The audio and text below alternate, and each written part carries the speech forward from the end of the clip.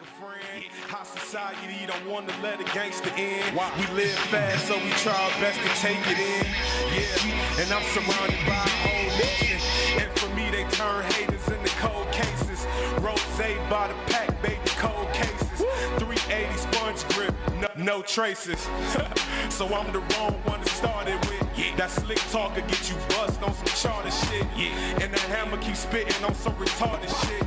You'll be laying somewhere funky like Parliament. No George Clinton, short dress form fitting. I told her she should dare the man, get the more attention. Last night her and the friend was in the car kissing. Back of the stretch, told the driver raise the pause. I got family over money, money over bitches, bitches over nothing, and bullets for you snitches. I got family over money, money over bitches, bitches over nothing, and bullets for you snitches. I got family over money, money over bitches, bitches over nothing, and bullets for you snitches. I got family over money, money over bitches, bitches over nothing, and bullets for you snitches. I mean, we can't even fuck with you on real shit, man. Street Smark Audio, Hollywood and the Food. August 6, 2017. What's happening, everybody, and what's happening, Fooge? Contact us at official.streetsmarks@gmail.com. Listen to us here exclusively at Street Smark Audio, YouTube, or fuck with us. Official.streetsmarks on IG, Street Smart fan page on Facebook, Street_Smarks on Twitter. The Puni Pum Full variety.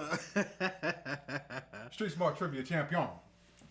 That would be I. Street Smart Pay-Per-View Prediction Champion.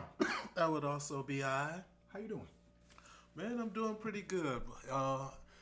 It always feels good to be the champ and to be putting that championship on the line a little bit later on today has me extra pumped up more than usual.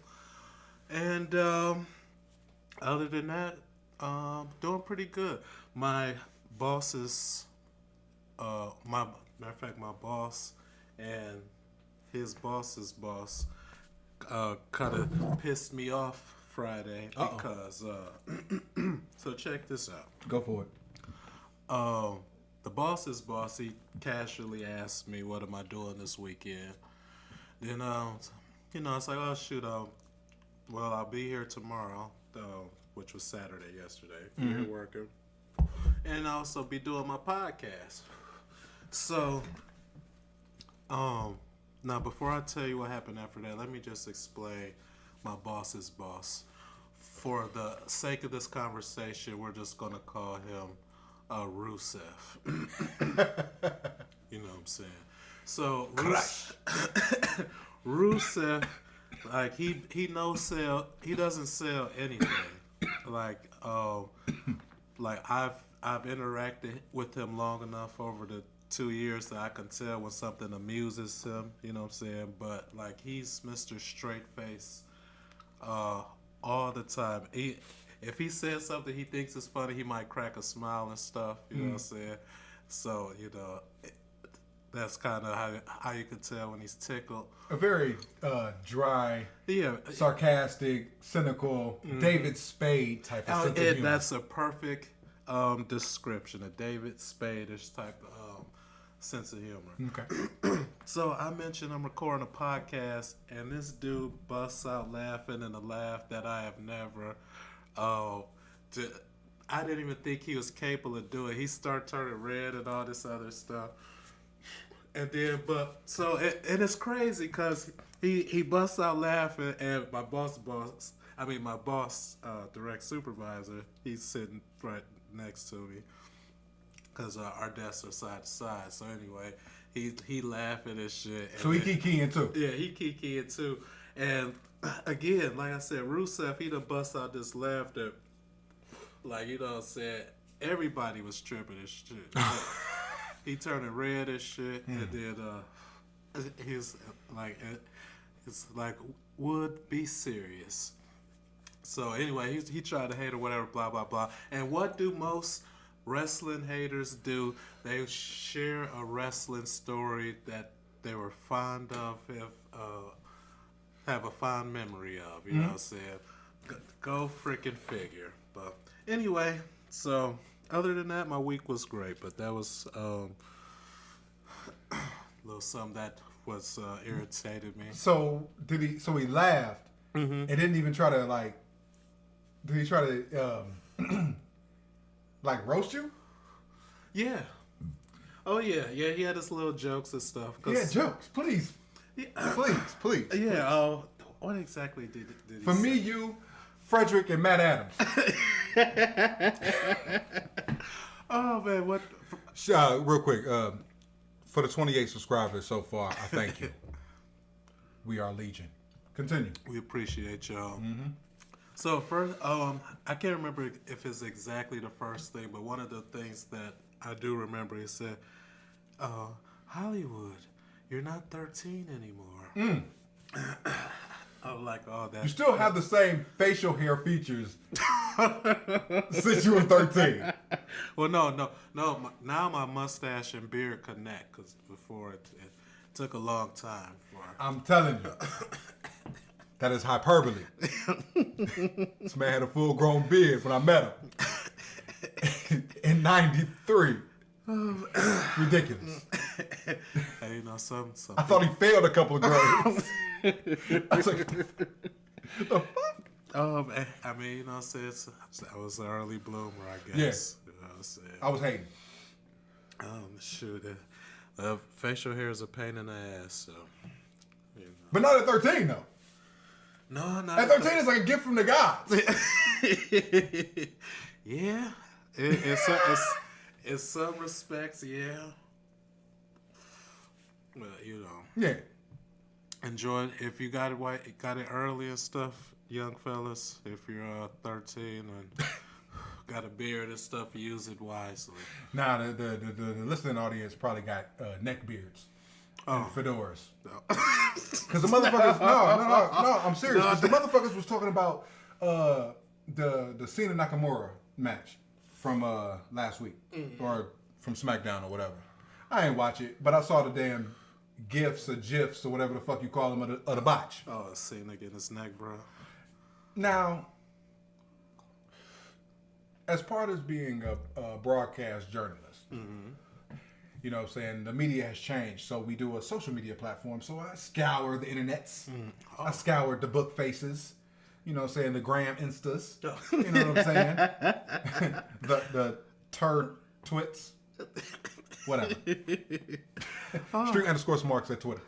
So I'm scouring this shit and I'm trying to see, you know, gauge what the goofs are talking about. See what the goofs are talking about. I mainly fuck with the Blogger Doom and I mainly fuck with No Pants Provided just to see, you know, because they're pretty much adversarial, whatever. Adversarial. There you go. When it comes to their wrestling leanings. Okay. I don't fuck with Reddit because it looks like a mess. Just saying. So visually speaking. Yeah. I ain't got time for that shit. You know what I'm saying? If I wanted to do hallucinogenics, I'd take mushrooms. Anyway, so change your format. So anyway, and don't do shrooms. That's it. So the crybabies are talking about how Nakamura drops Cena on his, you know, lower neck, you know, right where he broke his shit. And they're like, well, why is Nakamura getting a push? Does the WWE are they trying to penetrate Japan? Oh, man. I mean, you just read it and rather than fucking start a flame war or go back and forth with some idiot because it's a waste of my precious energy, I just hit him with the stupid ass emoji and just keep it moving. So is that a stupid question because is a question they weren't asking before the botch, or is that it happened in the first ever match? So I guess. Well, my thing is that, well, to answer the Goof's question, no, they're not trying to penetrate Japan because, all right, think about it like this: AJ Styles set the template for making money in the WWE. Okay. He left TNA, the man, okay? He goes over he does a couple of indies. He does ROH, shows up at PWG or wherever. But the main focus is going to Japan. All right, he spends two years there, draws some impressive houses. You know what I'm saying? Joins the Bullet Club, and then when he comes over, now he's bargaining because he didn't filled up the big houses in Japan. Okay. So why would WWE try to penetrate Japan when you have a litmus when you can use Japan as a litmus test? Because okay, I'll equate it to the rap game. Okay. All right. So if I want to sign you, if I'm a record label, do I create an artist and mold them into my liking and put them on the radio and hopefully they catch on and sell? Or do I find an independent artist who has a built-in audience who, if I sign them to my label, that fan base automatically comes to this label, and now they purchase my CDs with this guy? Okay?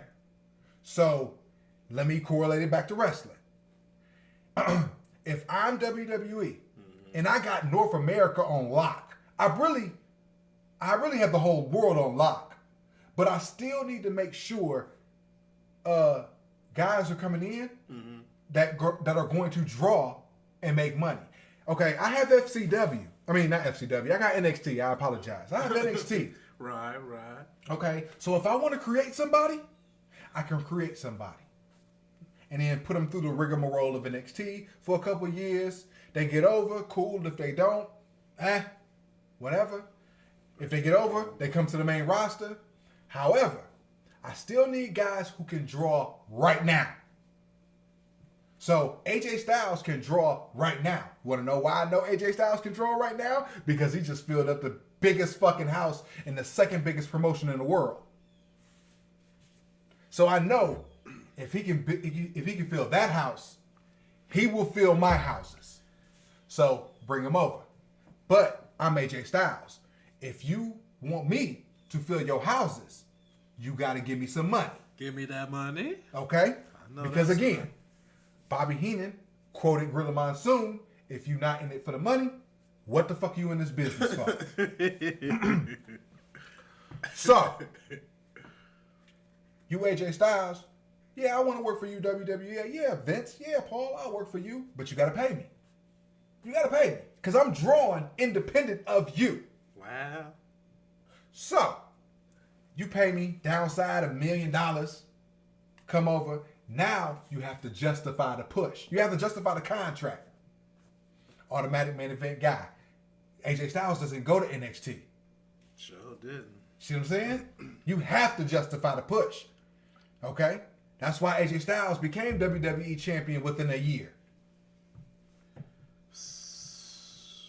You have to justify the contract, which has to justify the push, which is why you get the title. Yeah, he didn't they didn't bungle them after that, but AJ Styles is former WWE champion. It's like you read my mind because I was just about to go. You know what I'm saying?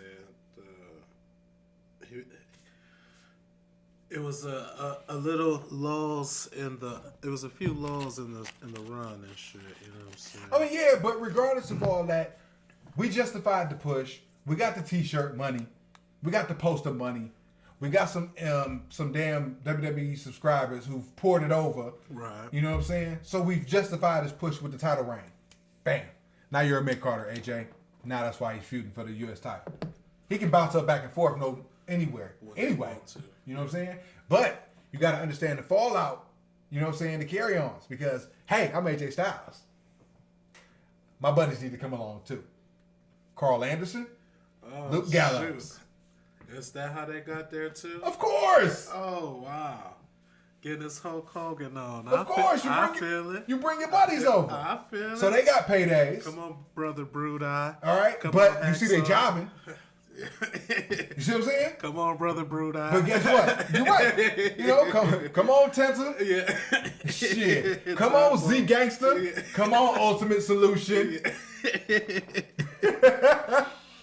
So, again,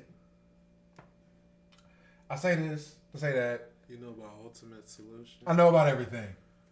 That boy is quivering right now. I'll tell you why in a few.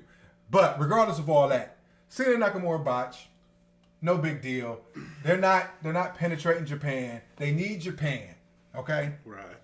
To you know what I'm saying, to make sure these guys who are over there, like Okada or like Kenny Omega, like goddamn Cody Rhodes, Right, you know what I'm right. saying, can go over there and fill those houses. So you see Cody Rhodes, ROH World Champion, all right? See He that. went over and fought Okada the other day, you know what I'm Okay. saying, about a month ago, whatever. Okay. It was probably the worst Okada match this year, but it was probably the best Cody Rhodes match. Oh, wow.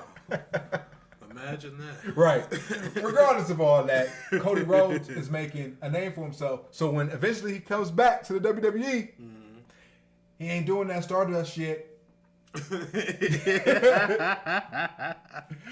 Oh, shit. Cody's going to be a main event guy. So to all the smart marks 10 years ago who called and said Ted DiBiase Jr. was the future of the fucking business, and I said...